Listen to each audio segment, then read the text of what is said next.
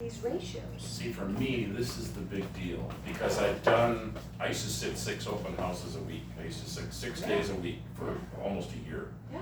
So I've done the open house, I've opened escrows, I've closed escrows, I've tracked them, I did all this stuff. The thing I didn't do was this deal right here. This is what I didn't do. Yeah.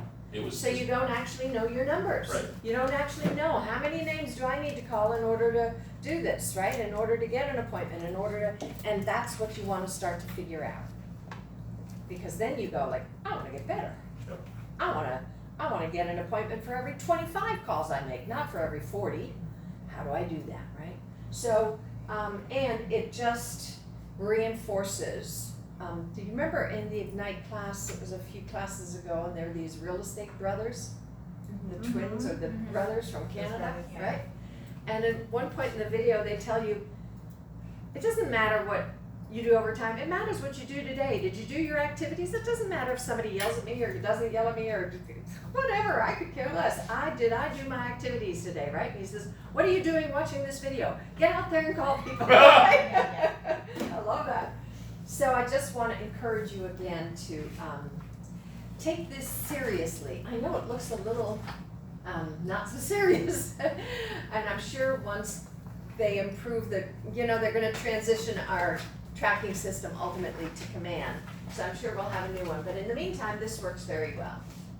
Okay, so we've done that. Getting our head in the game, close on time, yes. So we are on page 11. This is where you can truly shine as a customer experience professional. This is where you get to show your client that you know what you're doing and that you're with them. And even if you don't know exactly what you're doing, it's being with them and communicating a lot that's going to make them feel good, right? And then there's always the lesson that says, if there's a question and you get this feeling in your stomach, this is, I don't really know the answer to that. What do I do now? You know something, I want to double check on that answer before I answer that. Let me check with my broker and I'll get back to you this afternoon. I do that all weekend. Thank you. So, right, how does that make your client feel? Cared for. Yes, exactly. Like, she's not just spouting or he's not just spouting some answer, right? They're gonna double check with the broker, right? So it's a good thing to trust your gut. In this business, you need to trust your gut because we're in these situations all the time where we go, I don't know the answer to that, right? You know, I don't know the answer to that, or I'm not sure about that. So rather than just say something, I'm gonna check with my broker, I'll get back to you in a couple of hours. Yeah, be sure to do that. And that's what's gonna help you win future business, right? So, we are here to discuss a little bit about how to ensure that these 3 outcomes, the transaction closes on time, the process is smooth and painless for all parties, and you win future business due to your 10++ consumer experience that you've given your client. How do you ensure that these outcomes happen? Let's just all work this together. Throw some things out. Communication. Communication. So what does that mean? Check in with them daily or weekly, whatever they need to feel that they're involved in the process and you're involved in the process. Right, right. Actually, you're gonna be checking in with them daily, right? And then after a little bit, it'll slow down a little bit. And when you let people know that that's what's gonna happen, otherwise you suddenly disappear. Because the first 2 weeks are really busy. And then all of a sudden, it doesn't get so busy because the lender's doing their thing and there's kind of this lull. If you don't tell people there's gonna be a lull, they're gonna go, well, what happened? So keep that in mind. What else?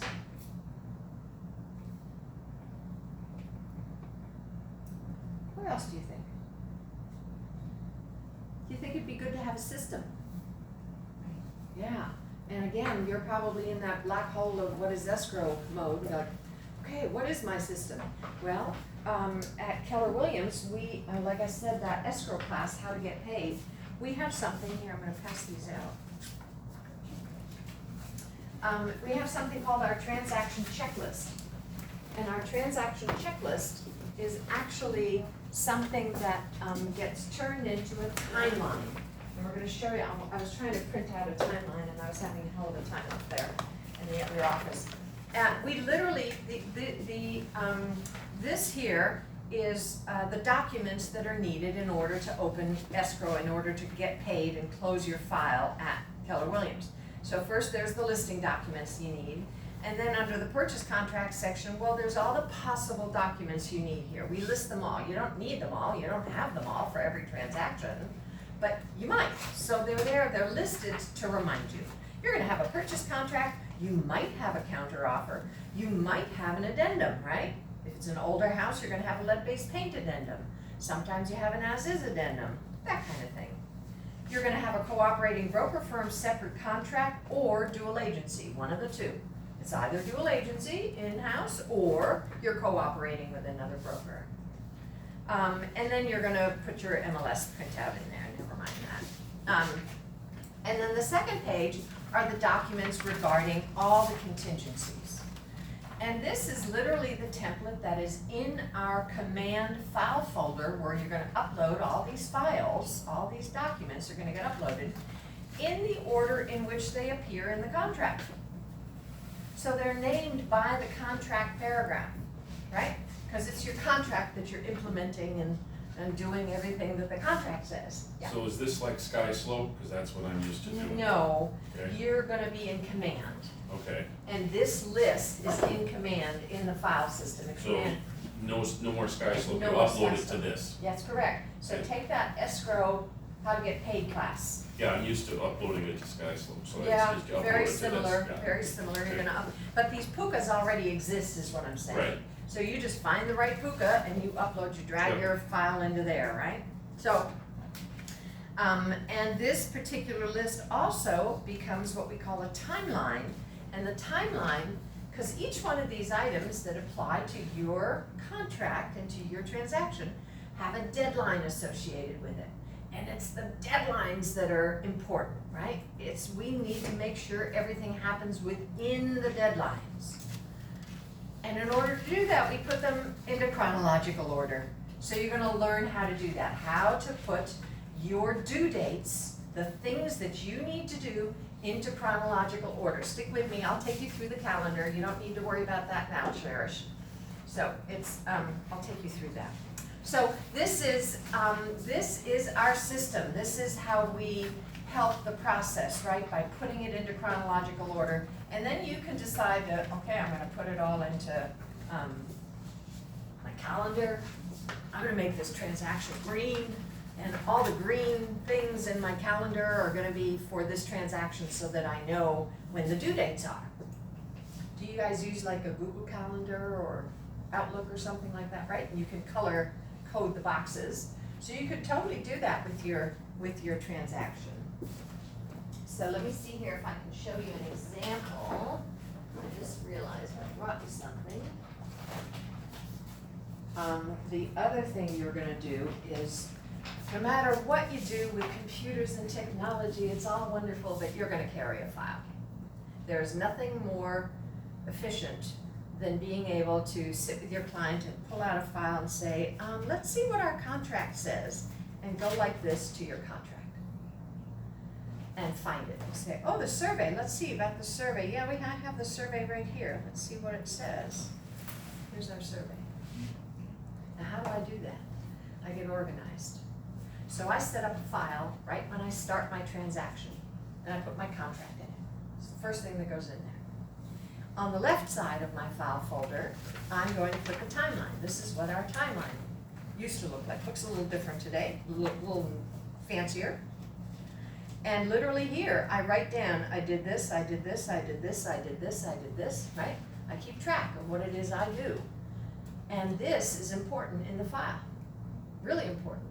If the client decides to sue you and say, you never did that, you've got proof right here, yes I did, and it's in handwriting, which judges love handwriting. They think that's really, right? Because chances are, I did this Delivered. right at the time, yeah. Here's an older timeline, so I updated it and added a new one, and then I always keep a copy of the MLS printout in the back because you will not believe how often you need to refer to your MLS printout while you are doing a contract, right? And then on this side, well, I've made up this, it's called my file archiving checklist. and it has, you know, categories, so 1, 2, 3 to 14, and it says here's the MLS and the CMA, here's my TMK, here's the purchase contract, here's escrow documents, here is short sale documents, ooh, my phone is ringing, here's whatever else, see that? And then I buy these little tab thingies, I just buy those little things, and I stick them on the page before. So for number 3, I write number 3 on it. Number 3 is my purchase contract. I can now go to my purchase contract in 10 seconds, as opposed to other people who have to get on their phone and go to their electronic file and try to pull it up to see. So you need to refer to your contract and your documents frequently. So you want to have them accessible. So go out and buy yourself a packet of 25 file folders, you're gonna need them, right? And come up with a system. If you want me to share my checklist with you, I do that as part of that escrow class. Be happy to share that with everybody. But just so you get the idea, this is being organized. When you now show up to go see your client, you've got the TMK printed out, and you've got the contract in here, and you've got the, you know, a copy of the MLS and the timeline, and they're like, whoa. Do you see how I give you the impression that I'm organized? That's what you want to do, because you want to be organized. There's nothing worse than going to see your client and saying, wait a minute, I know I have that piece of paper here somewhere. Wait a minute, let me look for it. That, can you see that? Like, okay, she's not very organized. She doesn't know her papers. See how important that is. There you go. So just being organized, that's a system. How simple is that? This is my paper system, right? I have a system so that I can have it together and be prepared. So having being organized with a system in place with checklists and schedules is really important. How long do you keep your paper for? 5 years? You know, no, to me it's not about what the law says. To me, it's about my buyers become sellers. And when I can pull up that old file, so I got a box under, boxes under So the do I. house. I've got boxes and boxes and boxes. And as my files have become more electronic and more in, I now, so I'll go, if I wanna throw this out, I'm gonna check in my email to make sure that I've got all these documents, or that I can access the file and I have them all. So now I am more inclined to throw them out because my electronic files are better. But yeah, I've got old files. Yeah.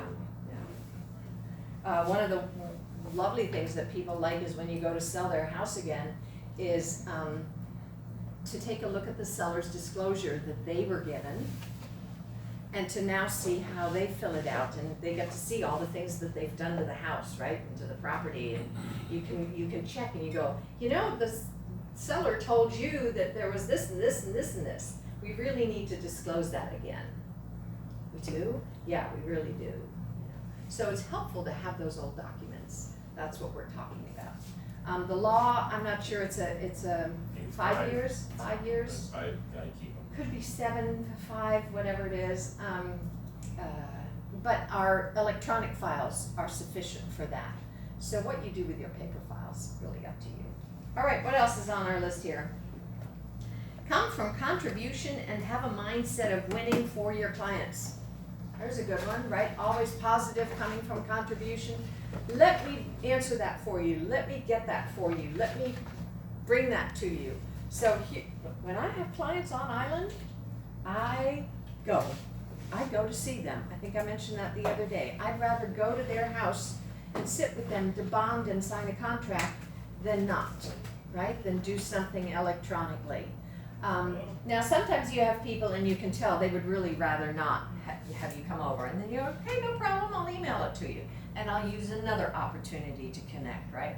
But I try to use as many opportunities as I can for that person to see me and connect with me. Great project management skills with attention to all the details, working cooperatively with the other agent and their clients. Communicate with your client on the process so there's no misunderstanding. And then ask for referrals and testimonials and reviews at the end, at the peak time, when your client is happiest. So you gotta actually, just like we do on our phone calls, ask for the business, right? Yeah, and that's the time you wanna do it.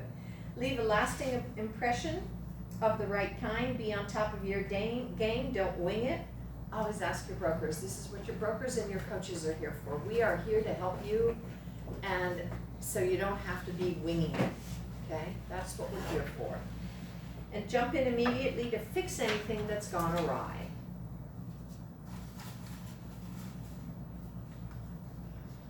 All right, so on our way to payday, so now we've got that, I'm on page 12 of the chapter, and we are at the closing at the very bottom of our funnel, right? And the quote is, the first part of the real estate sales process is the hard, focused work of making connections and achieving agreements. The second part is the wide-eyed, vigilant guardianship of the transaction until it makes it to closing. And sometimes it feels like that. Sometimes you're just shuffling and it's like herding cats, and it's like getting everybody to do their bit and to do it on time. And that's our job, to shuffle around and to herd everybody together. So making it happen. Know the process, systems equal success, seize the golden opportunity and get paid. So let's start with know the process. We've got a lot of people involved here. So we've got buyers and sellers, other agents, sometimes we have attorneys. So you're gonna see attorneys mentioned a lot in this material, because in some states, there are no escrow officers. There's only attorneys. Did you know that? Like, most of the East Coast does not use escrow, most of the East Coast uses only attorneys. Same for Canada. There you go. So, we have to learn to talk about that a little bit, right? Like, what is escrow? We're an escrow state. Literally, the state requires us to use an escrow to hold the money and to do all of that. That's how the state is set up. And when people say, well, do I need an attorney? And we don't want to be sounding like, oh, you shouldn't talk to an attorney, right? That's not what we want to say. But we can say, you know, we're an escrow state here, and realtors take care of the entire closing process for you. And I would say 95, if not more % of all transactions do not involve attorneys here. We only involve attorneys when you have special needs or a special contract, or, you know, you feel you need to consult with somebody for additional advice. So I say about 95% of transactions here, at least 95%, do not involve attorneys. I'd probably say 98%, okay? So attorneys, what else? Lenders, of course, we've got a lender. Members of our team, so do I have an assistant? Do I have a transaction coordinator, right? Closing and the escrow company. Third parties, loss mitigation, relocation, estate, I see, third parties. Family or friends lending money to the buyer for down payment. There's also such a thing as family or friends. There are people who bring their family and friends to make decisions. And you suddenly say, wait, I want to have an appointment at the house to have my friends come and look at it. And you go like, okay. And you might know some people who are more comfortable making decisions with their ohana around them, right? And so you need to allow for that. You need to let them do that. Market center staff, your market center administrator, transaction coordinator, etc. Who else have we got here? We've got a termite inspector. We've potentially got a surveyor. We've got an appraiser who's going to be appraising the property. We've got the need to get a hold of documents. So whatever source is going to be our document retrieval source. So lots of people you can see here. Lots of people. And you are the project manager of the transaction, so you make it your responsibility to ensure that all parties know what's expected of them and deliver on their commitments on time.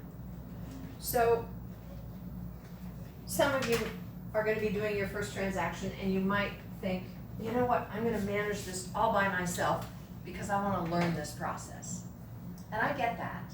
However, a transaction coordinator is a very useful and helpful person in a transaction. And you can talk to a transaction coordinator and say to them, you know something, this is my first deal and I really want to learn everything. So can you work with me here and tell me exactly what it is you're gonna do? And so that I understand what's happening when. Because I don't know what you do and I need to learn that.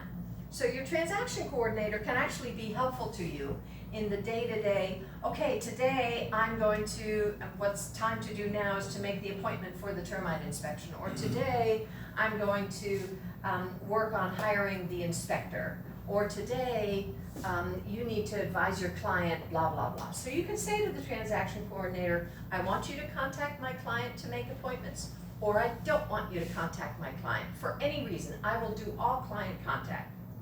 That's up to you to decide how you want to do that. And if you do all client contact, they're going to tell you, the TC is going to tell you, I need your client to have an appointment. Here's the whatever. See what I'm saying? So your TC can actually help you learn the process. The idea that you need to do it all alone in order to learn it doesn't really pencil out. So keep that in mind. And then ultimately, they're wonderful because they're going to upload all these documents for you and they're going to do a lot of the paperwork for you. And once you learn how to use command, do you really need to be the one doing it? Right? Yeah. Is the time to get a TC when you submit an offer?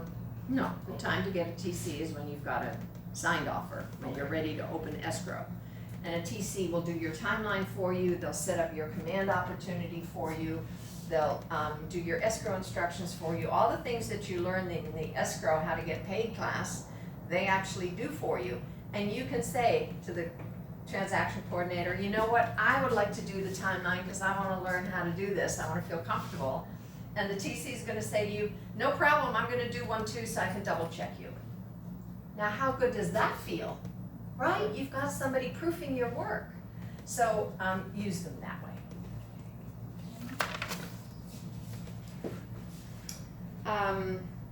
There's no such thing as over communicating. Boy, is that ever true. And of course, clearly outline the role and responsibility you own and setting expectations clearly with all parties involved is really helpful and the best way to go.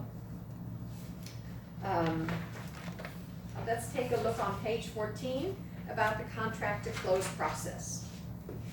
So here we go. Is there a slide for this? Probably. Well, yes, there is. A huge slide. Okay. So we've got an offer. It either gets rejected, accepted, or counter offer negotiated, and then let's say it goes to acceptance. The first thing you need to do is to set up the inspection. So you want to hire a home inspector for your client. You can give them some names, and then the client says, oh, I don't know anybody, you go right ahead, pick the home inspector. That's fine. And you don't know any home inspectors yet. There's contact information available for you in Paragon, in the affiliate roster. All the home inspectors' phone numbers are listed there. But you want to talk around, ask the TC, who did the other agents that your TC works with use a lot? Ask your broker, ask your coach, ask other agents, what home inspectors do you like? And that's how you figure out who to use. And sometimes you just have to call somebody because you can't get anybody on the appointment time that you need. So that's one of the first things you do. And then after the inspection, well, your client might decide to reject the property because it's got too many repairs, I'm not taking this on. Or they say, yep, everything's fine, ready to go ahead. Or they decide, well, I need the seller to make some repairs. So there's a little negotiation that happens here after the first 2 weeks where we kind of go, well, you know, the water heater is really in bad condition and needs replacing, so I'd really like to ask for the water heater to be replaced. And the dryer door doesn't shut properly and needs to be repaired, and one of the burners on the stove doesn't work. Right? So you come up with this list of the 3 things. Now the home inspector is going to give you a list of 27 things. Right. You don't use the list of 27 or 47 or 87.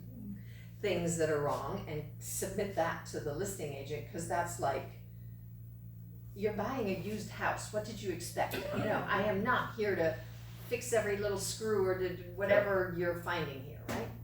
You go through the list that you received from the home inspector and your client will say, well, this one's unacceptable and this one's and I really don't wanna take possession of a property that has this, right? And then you make sure that it's a couple of days before the end of the inspection period so that you have a little time to negotiate, like 3 days before. And you write to the listing agent using our form, our J1 inspection approval form, and that has a spot where it says, well, we like the inspection, but we approve the inspection period only if the seller agrees to make the following repairs. And you list the repairs, and you say, well, if you don't make these repairs, here's what I want. And what I recommend you write down there is that I want a credit.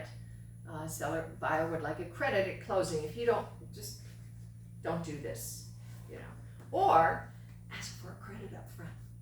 Just take care of it. You can hire the contractors to come in on the day that you own it. Your client can, to replace the hot water heater, right? You have plenty of time to set this up. To repair the dryer and whatever the other thing was. So you can totally arrange it that way. And how do you decide? Well, most people like the seller to do it. They feel like, well, I'm buying this place for $450,000. Why should I have to do that work? So they would rather the seller do it. And oftentimes that's fine. Sometimes you walk through a property and you go, boy, this person didn't take very good care of it. And I go, I would not want this person making any repairs. And that's for us to notice, because often buyers don't notice that. And sometimes when it comes to negotiate this, I want the seller to fix the cabinetry that's not right. And I go, do you really want that guy fixing anything for you? And he goes, what do you mean? I go, well, look at the work he's done. Look at how he's left it. He's not really very caring. He doesn't care about the property. So why would we want him to do anything? Well, what should we do? Well, let's ask for a credit. And we'll hire you a handyman on the day of closing and make sure somebody's in there making these repairs for you. To your standard. To your standard, exactly. And so your client might go, oh, I see what you mean. Yeah, why should I trust him to do anything? Yeah, it might be pretty shoddy if we leave it to him. So that's for us to notice, right? Like, do I really want this guy doing this, right? Yeah. Okay, so that's the repairs. The next portion is, or at the same time, I should say, title. You're going to get a preliminary title report. And title is going to notify the buyer and seller if they are able to issue clear title. And if there's a cloud on the title, the seller's got like 10 days or something to clear that cloud on the title. Now, the most common cloud on title, you're going, what's a cloud on title? The most common cloud on title is there's a dead person still on title. In other words, Granny helped buy this property 20 years ago, and Granny died 10 years ago, and she's still on title. And now everybody has to find the death certificate, which then gets recorded with the closing to get Granny off of title. So now everybody's scrambling to find death certificates, and 10 years later, that is a pretty common one. So if you have, I just had to go through this because I had to renew my license and I couldn't find my birth certificate. So I went online to order one. So what happens if that, because there's a time frame, right? That you would have to clear the title? Or no? I mean, 10 days. Yeah, so Right. I mean if you had to like get one online. No, you can't get a death certificate online. You can order, I thought I saw that. Really? To click a. Okay, there Yeah, you then go. you can Who click knew? one. I had Yeah. I no never had idea. to do it, so. Yeah. I had no idea. Most Yeah, people like keep yeah. people keep a couple of copies. Yeah. Right? So somewhere in a file in a box somewhere is a couple of copies of the death certificate. I've gone back to the mortuary and just go to the mortuary and say, they're the ones who issue the death certificates, right? That's another way to do it. That's And great if there you you do go. it I had online. no idea Yeah, it no, was there was all available these like online. options. I was like, Yeah. I didn't know that you Great. could. I didn't Yeah. know that, but So okay. here's a great question for escrow. Escrow definitely knows how to get death certificates. So that's where you'd wanna go. Now, this is a Okay. seller's issue, this is not the buyer's concern, this is the seller's concern, right? The property can't be conveyed without all the parties agreeing to the conveyance, and one party is dead, so now they have to prove that that party is dead. It could delay your closing, and so now it's up to your buyer if they're willing to wait and have this matter resolved. Yeah, I don't want you to get too much in the weeds, cause I know we have a limited time, but just the names of maybe some other reasons why title would be cloudy. what's another one, is there was an encroachment on the property, and the neighbor's not willing to resolve the encroachment, and the people who own it and are now selling it accepted the property with that encroachment, but the encroachment is unresolved, and so that encroachment won't get title insurance. You can't, they won't insure you for that, because it's known to be an issue. What's another issue for a cloud on title? They get weird. It's a nebulous kind of term too, you know, like Yeah. cloud on titles. Yeah, well, you'll find out, and every circumstance is its own, right? So- Liens, Hmm? yeah, liens, right? Would that be a cloud on title? Yes, if somebody claims to have a lien and you can't find out the payoff mechanism, right? Right. So this is private liens and they got recorded, but you can't find the person. You can't, that's not just a cloud, that can't be sold, that property is in limbo. So most people know whether they've got a, situation like that. I actually can't think of anything else right now off the top of my head. There's a dispute who owns it, who owns the property, because you can get into those family things. I mean, it depends on where it is, you know. There's usually not gonna be a cloud on title on a condo at XYZ Yeah, Resort in that PA. Yeah. doesn't It's come up. gonna be in a home in Calco, you're gonna have, everybody and their cousin is gonna say they own a piece of it, so it just depends on where it is. Gotcha. All right, and then your loan is gonna get processed, so the loan officer's doing a lot of work during this time, right? Lots of, questions to the buyer and documents that have to be provided, and we wanna make sure that, the lender has all that. And at some point, the lender might say, I'm sorry, this person doesn't qualify for a loan. And then you have some options. If the person has more cash they can put down, maybe they would qualify for a lower loan, right? So, but if they have no cash, that could be an issue. Another way to go at that point is to see if the seller would be willing to carry some of the money. And the lender might say, we're okay giving a $300,000 loan, but you only have a $50,000 down payment, so there's $50,000 that isn't covered. And then you go to the seller and say, will you lend me $50,000 for 5 years? I'll take a 5-year mortgage, you know, issue you a 5-year mortgage for that $50,000. And the seller says, yeah, okay, I'll do that. And the bank says, yeah, we don't care, go ahead, let the seller do that. He's gonna be in second position. Does everybody know what a second position means? It means that in the event of foreclosure, the mortgage in first position gets the money first, and whatever's left goes to the second position.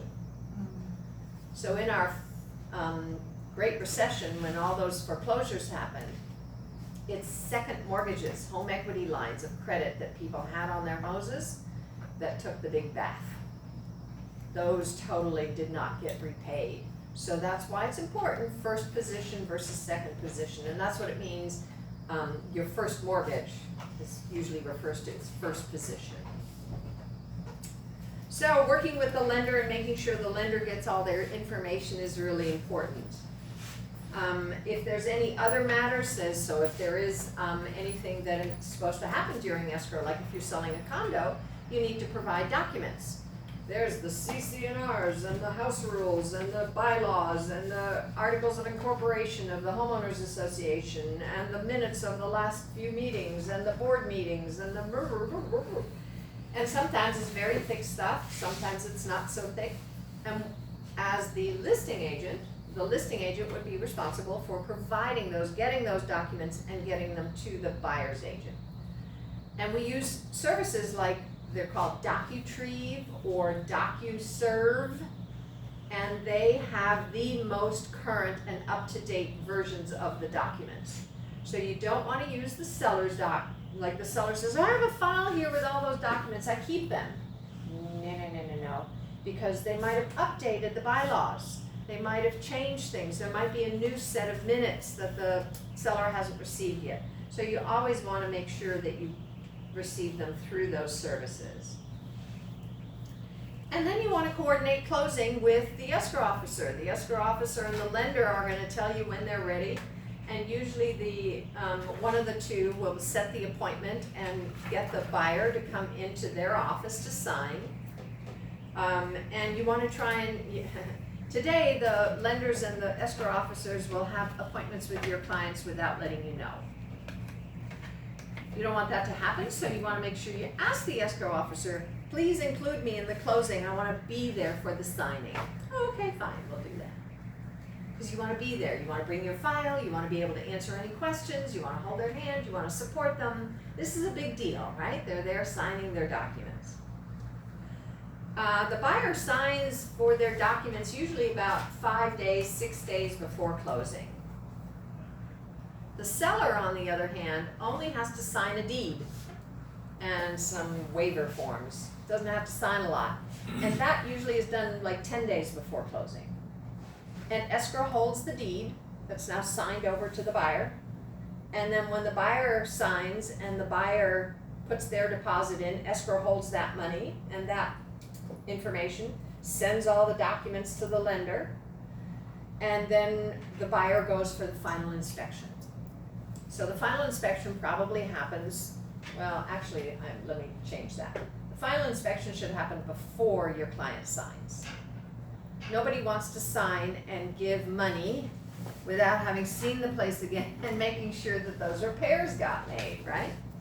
So on the morning of the 5th day, you have your home inspection, final walkthrough, and your buyer says, yep, I'm okay with everything, let's go. And in the afternoon, they go to sign their documents. On the 4th day, they transfer their deposit. And then on the 3rd day, escrow gets all the documents ready. On the 3rd to 2nd day, the lender sends the money in. The lender, it's called lender funds. When the lender funds, we know it's going through, everything is cool, we know this is gonna go to closing. And then we need to teach our clients that closing here takes 3 days. This is unusual. In most other markets, literally as it says in the book here, a buyer will go to the escrow company, will bring a check, a certified check, or have transferred their funds electronically. They sign all the documents, and they get the keys, and you walk out. It's really weird. I've done it. I bought a house in Connecticut, and you hand over this check, and they give you keys, and you walk out, and you feel like, okay, did that just happen? Like, it's really strange. And here, it doesn't go that way. Here, it's even worse. You sign, and you walk out with nothing. And now you gotta wait 3 days. And the difference is that in Connecticut, they don't wait for the signed documents to be recorded.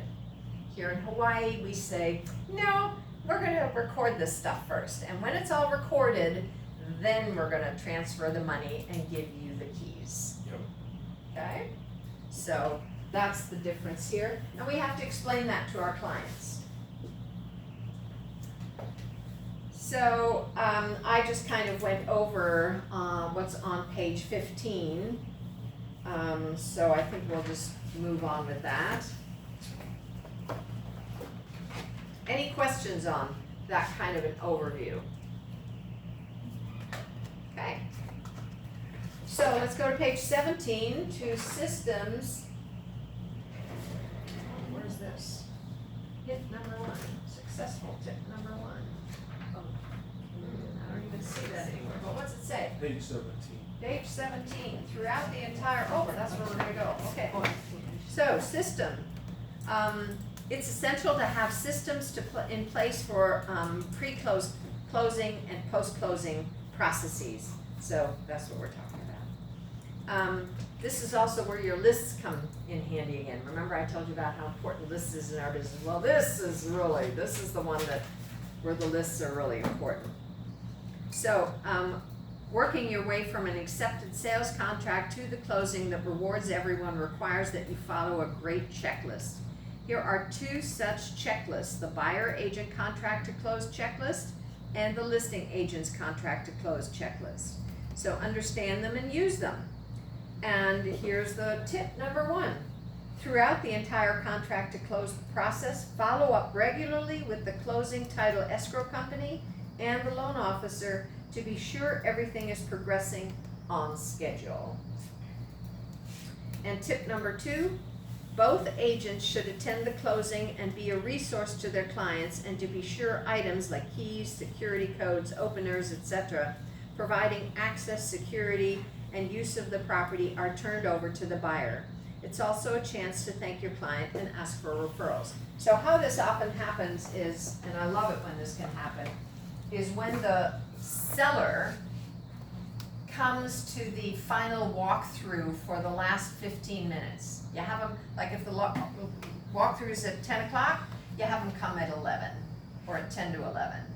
And the purpose of it is for the seller to let the buyer know, well, actually, here's how the light switches work. Now, there are houses that have light switches that make no sense. And the light over there is for this, and the light over here is for that, and the light switch over there is for that, and it is crazy sometimes, and it's really, really helpful, and buyers love it when the seller takes them through a house and says, here's how this house works, okay? Let me walk you through. And so we actually tend to do that at the end of final walkthrough, assuming final walkthrough is over. Well, even if it isn't, even if there's an issue left, it's gonna close. It's just a matter of getting this information relayed. Okay, so let's take a look at these checklists. All right, why don't we go around, tell me your name again. Shayla, sorry. Shayla, thank you. Okay, You start with task number 1 on the buyer agent contract to close checklist. perfect. All right, task number 1, submit contract and earnest money to title escrow company when dates specified in contract. Well, it's immediately, right? You get a signed contract the next morning. If it's at 10 o'clock at night, the next morning, you send it off to escrow and open that escrow, yeah. Next one, Cherish. Deliver earnest money to listing agent at execution of contract. No, we deliver cross that out. The earnest money is delivered to escrow, not to the listing agent. Right. And that happens at the same time as when you are delivering the contract. So if you email the contract and your client is doing a wire transfer, then the contract will say that the client has 2 days to wire transfer their funds. And escrow will work with the client to tell them where to wire transfer Yep. to and arrange for all of that, right? Or you have a check, now you gotta bring the check, they still want you to email the contract, please. Just bring the check to the escrow officer, you have to do that, or your client has to go and deliver the check to the escrow officer, Which is right? a good idea, because then they know where escrow is. When Oh, they have love to- it, When and they they love have it. to go and sign their documents, they know Yeah, how to they get like it, there. they like being part of opening escrow, they think that's exciting, so that's a cool one. All right, hold it, yes, question? The one that we just changed, deliver earnest money to escrow instead of listing agent, is the win the same at execution of contract? I just said, it's at the same time that you deliver the contract. Okay. Yes, it's like, so you deliver that contract to escrow the moment it's executed. If I get a signed contract in my email at 10 o'clock in the morning, I'm gonna turn it around and open escrow at 11. So it should say at delivery of contract. Yeah. Yeah, not date specified on contract on the first one, it should be upon acceptance. What's the third one? Schedule structural and termite inspections. Arrange geological and other inspections if needed. When? As early as possible? Yeah, why do you think it says to do that as early as possible? Probably just Cause you wanna know, I mean, that's pretty important information. Mm-hmm. or Or my- takes time to Pardon me? find, takes time to find these people. Mm-hmm. Yeah, it takes time to find somebody who's got time available. So if you call, and you've got a limited time to do this, right? Yep. Does everybody know about how many days you have to do your inspection? 14. Usually 14 days. So from the day of acceptance, you need to get on the phone first thing and find a home inspector, and a home inspector says, oh, I can do it in 10 days. I go, no, you're not the right one. I call another one. The guy goes, oh, I can do it in 7 days. I go, okay, great, I'll get back to you. I call the third one. The third one says, I can do it day after tomorrow. Great, you're it. The sooner I can get that inspection done, the more my client has time to digest the information and decide if they want to have other inspections, or if they want to have a contractor come in and give them a quote on something. Whatever the situation may be, I need to give them as much time as possible. So I need to call around and find out how quickly can I get an inspection done. Yeah. The other one, termite inspection. So if you're we don't do that. That would be on the seller's side, on the listing roster side. Here in Hawaii, the listing agent is responsible for getting the termite inspection.